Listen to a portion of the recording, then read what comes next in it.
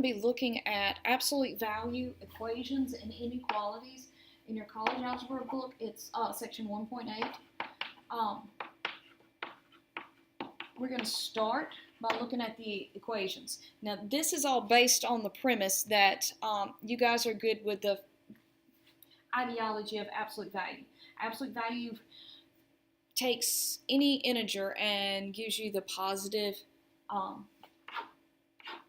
value. It's based on distance, quite honestly. It tells you the distance from 0.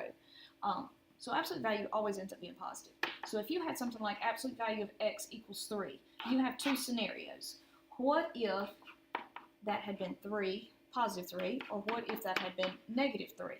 You're going to get the same solution if you put either of those integers inside the absolute value bars. So the crux of absolute value equations and inequalities boils down to you have to consider both instances.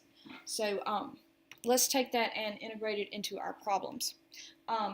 The first thing you want to do is know kind of the steps. You always want to isolate the absolute value bars. And then after you get the bars isolated, then you need to split the problem into two. So you want the positive version and you want the negative version and solve them both out. But you're going to be getting two solutions on the vast majority of these. In rare instances, you will get one or no solution. Something will not work. So to start with, we have two problems here. First one, the bars are already alone on the left side. So go ahead and split it into two. You have 3x minus 5 equals 7. Or it could be that 3x minus 5 equals negative 7. And from there, you're just going to solve both of them out. We have x to be 4. If you move the 5 over here, you get a negative 2. And that gives me x equals negative 2. And by the way, this is normal for these, the answers to be completely, I don't know, they look unrelated. Don't expect to get like 5 and negative 5, or 4 and negative 4 as answers. That's only going to happen if you have something like what we did earlier with absolute value of x. This is a very rare instance, so don't think that that's the way your answers are going to work. You take care of that in this step right here where you split it. That's where you have like 7 and negative 7. But when you proceed through the problem and actually solve both equations, these values change. So you need to expect them to be different. Okay, the second problem is a little bit more intense because we actually have to go through the process of isolating the bars. So we have to get rid of the plus 3, we have to get rid of the 2. So the 3 needs to move first, and whenever we do, that's going to give us a 12. Then we can come through here and we can divide 3 by 2. So that gives me absolute value of 2x plus 5 is equal to 6. From there, our bars are alone, so we can split it up. We got 2x plus 5 equals 6, and 2x plus 5 equals negative 6. Let's put us an or in there because that is the correct conjunction there. Let's see if you solve it out. We've got 2x equals 1, x is 1/2, and then 2x equals a negative 11. Divide that out, you got a negative 11/2. So both of these will work. And while you're working these problems that just have absolute value on one side and on the other side is only a constant, if that is the case, then you can be assured that your answers work. If they're true, you don't have to check for extraneous roots. So it does expound a little bit. A step up is when you have absolute value equals absolute value. Now, keep in mind you have two scenarios here. It is based on the idea, what if both of these, the left and the right, had the same sign? So either you had positive equals positive, or you had negative equals negative. Okay, so that could be one case. The other case would be, what if they had opposite signs? And it doesn't really matter which one was which, just as long as they were opposite. You have to take both into account. So, again, the bars are isolated, so you have two scenarios, signs being the same or signs being different. And I am a creature of habit, so I do like to change the signs on the right side. That is not what you have to do, but make sure that you only change one side, don't change both, because if you change both sides, that's the same thing as the signs being the same. You just did both of them negative. All right, so once you've got these set up, go through and solve them out. You got x equals -3 on this one. Take a moment, distribute your negative. That's going to give me 3x equals 3, so x is 1. So once again, we have our answers. Nothing strange there. You could go through and check your answers if you would like to. Checking is never going to be a problem. If you plug -3 in, you're going to get absolute value -6 equals absolute value -6, and yes, that is true.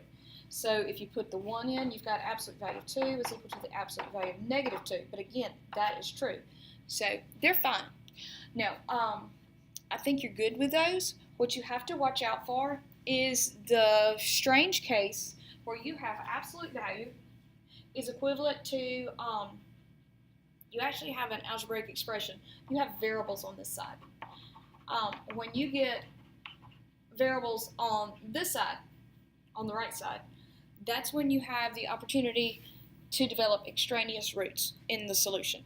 So you're going to work the two problems like normal, but you have to check your answers because you have 3 cases. It could be that both answers work and everything's great. It could be that only one of them works and you need to eliminate the other one. Or it could be that both of them fail and you have no solution.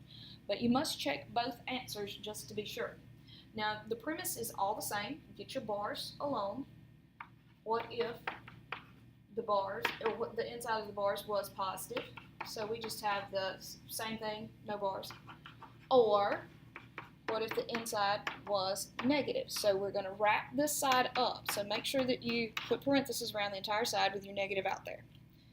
So again, positive version, negative version. So go through and solve it out. Doesn't really matter which side your x on. I like my x's to be positive if I have the choice. So when you move that over, you just get a 1. Take a moment and distribute. That's going to be a 5x over here, and then if I subtract 5 on the other side, I get a -9. So x equals -9/5. Okay. Obviously, the 1's going to be a little bit easier to check, but we've got to check them. So if we put a 1 in here, 2 times 1 is 2, plus 5 is 7. So absolute value of 7 equals, and then we'll put a 1 over here, 3 times 1 is 3, plus 4 is 7. That is true. Absolute value of 7 is 7. So this answer works. He counts. Now we do have to try -9/5.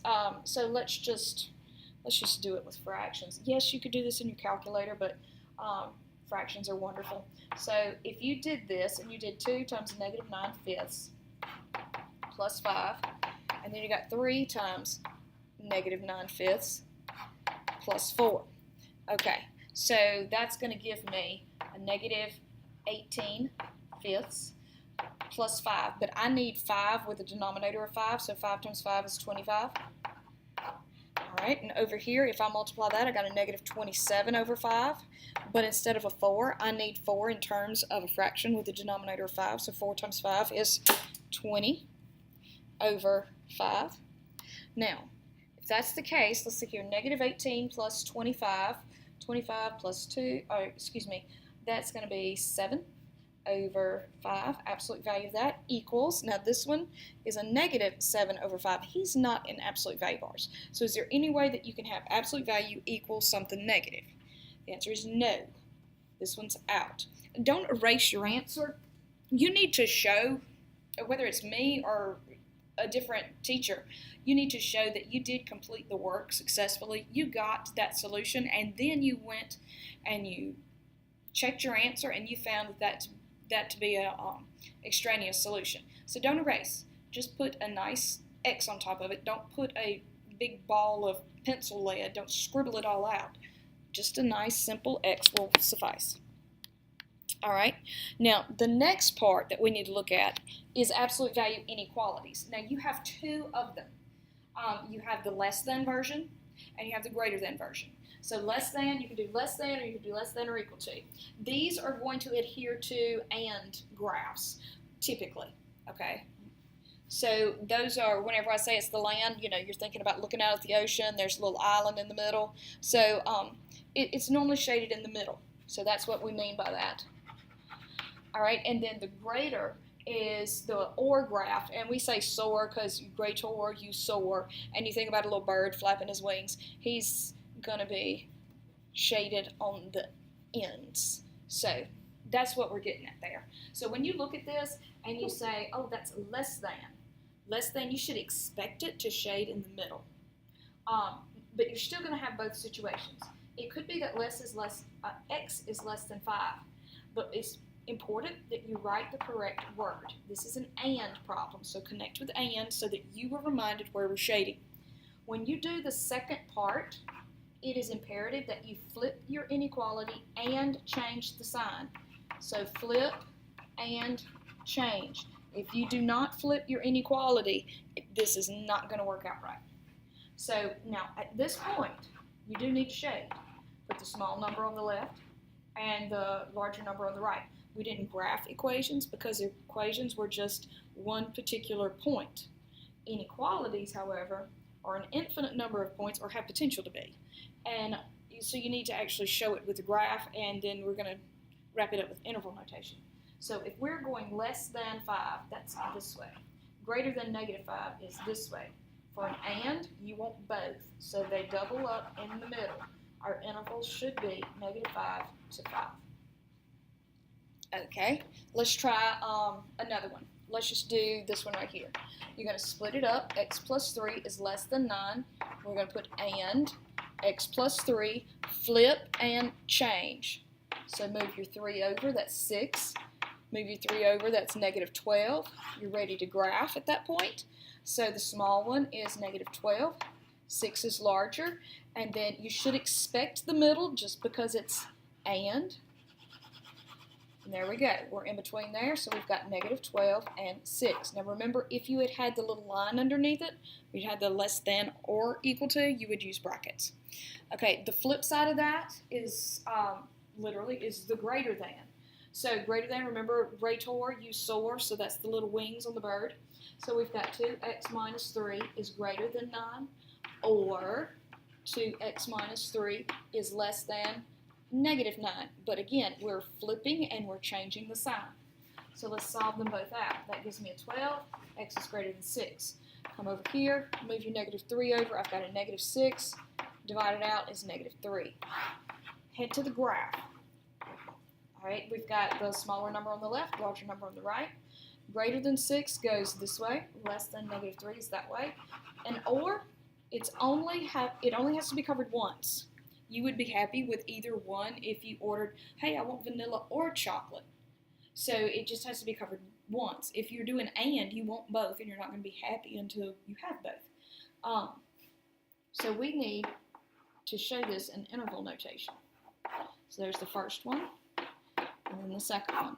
But use the union to combine these. Let's see here if we can do one more really quickly. Okay, this one looks terrible, but it's not bad. Just remember the rule, isolate the bars. So we have 2x plus 3 over 2 greater than or equal to, I do believe that's 5. Now we're going to split it. 2x plus 3 all over 2 greater than or equal to 5. Greater is or.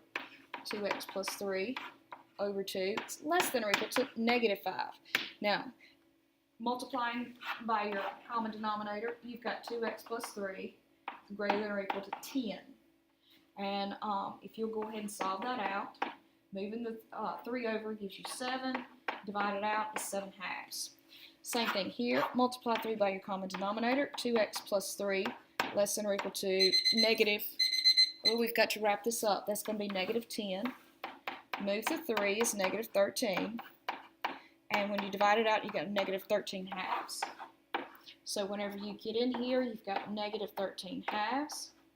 And you have 7 over 2. We are shaded this way for 7 over 2 and to the left for -13/2. It is inclusive of the bubbles. So you got -infinity up to 13/2, bracket, union, bracket, 7 over 2, infinity. Y'all have fun solving your inequalities.